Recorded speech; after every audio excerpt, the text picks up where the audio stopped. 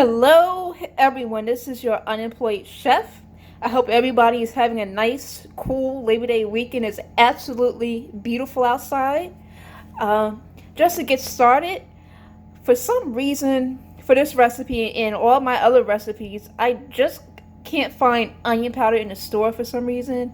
I don't know if it's like the new oil or the new gold, but it has to be a hot commodity or something. Um, I don't know, why is onion powder hard to find? If you guys could answer that for me, that would be greatly appreciated. So for today's recipe, we'll be doing a warm spice roasted chicken. Right here I have a whole, I think this is a broiler chicken. Not exactly, don't know exactly what that means, but I saw in the package that it said great for roasting, so I'm like, duh, I'm going to use this for roasting. This has been cleaned and I will pat this dry. Some olive oil to crisp up the skin. I'll be using some smoked paprika, garlic, as if that's surprising, some ground ginger, and some allspice. So allspice is a seasoning that tastes like multiple seasonings, hence the name. It has like kind of like notes of cinnamon, nutmeg, and some clove in it. And this is used in both savory and sweet dishes. So if you don't want anything that's like candy sweet, don't worry. I don't like super sweet foods that are supposed to be savory myself. I can attest to that because, you know, the state of Maryland commits atrocities like that. Yeah, so this is allspice. It's not hard to find. Some blood pressure. And over here I have some softened butter. The butter is going to make sure that the meat stays very juicy on the inside. And it'll just make the taste a lot richer. I'm not exactly how sure this amount of butter will be used. We'll see. So I'm just going to pat dry my chicken. Make sure your hands are clean of all of your sins, or not, just germs, dirt. You want it to get patted down really good. You don't want excess moisture in the skin. This chicken has a lot of water in it. I think it's just because of how it was packaged. So I'm just going to put some paper towels underneath. Next is my butter. You want your butter to be softened like this. I left this out at room temperature for about 20 minutes because it is pretty warm outside, and it's pretty warm in here. So you want your butter to have a consistency like this. And I'm just going to start with that amount.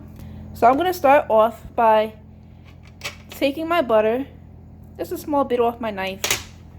I'm going to rub some of my fingertips. And I'm going to rub it around the bird. It's okay to get your hands messy. Rub it underneath the armpits, around the butt. Luckily, this bird is not part of the Me Too movement yet. But at least this one doesn't have a mouth. Alright. And I will flip it over.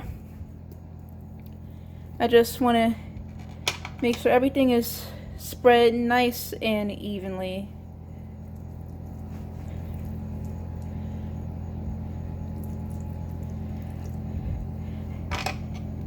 And what I'm doing now is I'm going inside the breast cavity where the neck bone is.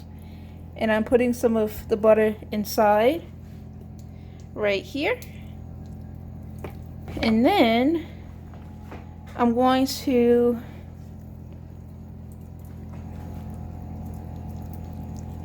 cut up underneath the skin. You could probably do this with just your bare hands. Just get up into that skin and rub some more butter underneath.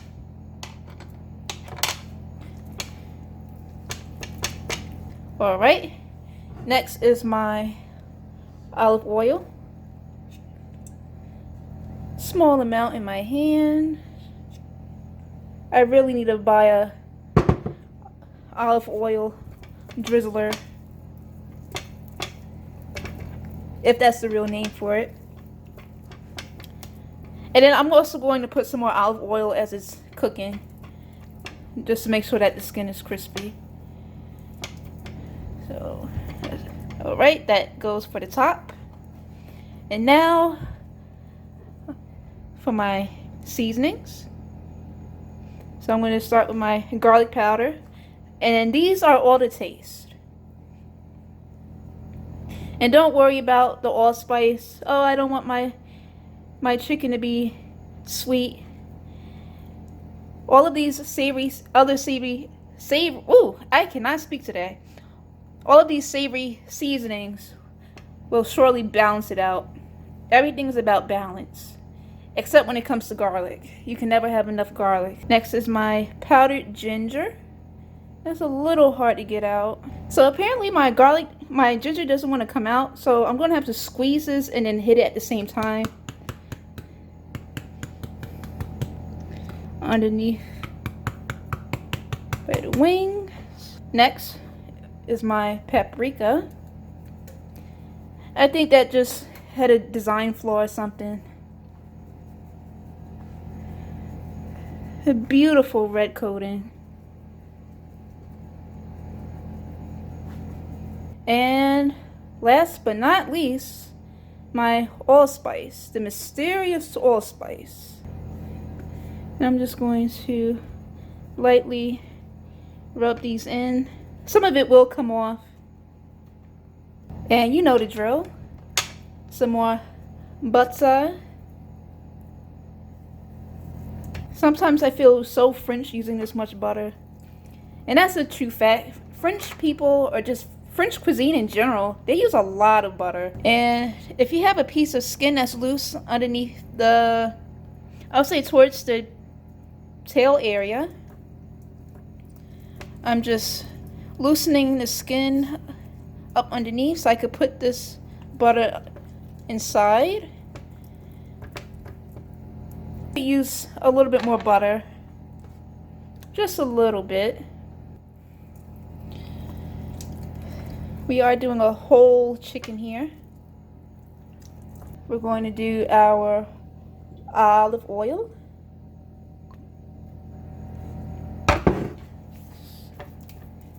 Spread that around. Here comes our paprika. And no, I did not forget my salt. I know you guys should try to catch me lacking, but I never do. I never sleep when it comes to salt. I just prefer to put it on last. Mainly because I don't want to oversalt anything. You could always undersalt and put more salt, but if you oversalt, then that's it. You know, welcome your new friend, blood pressure. High blood pressure, to be exact.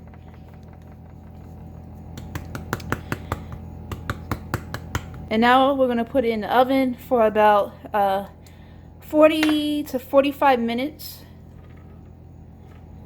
So right here I have a pan that's lined with some aluminum foil to catch the fat drippings. If you have a roasting pan, excellent. If you don't, like me, join the club. In you go. 40 minutes. 40 minutes on the clock. Go. I just took my chicken out temporarily because I am going to baste it with some olive oil. Try to keep it nice and moist. And I'm going to do this about 2 to 3 more times during the cooking process. And while I'm here, I'm going to put on some salt.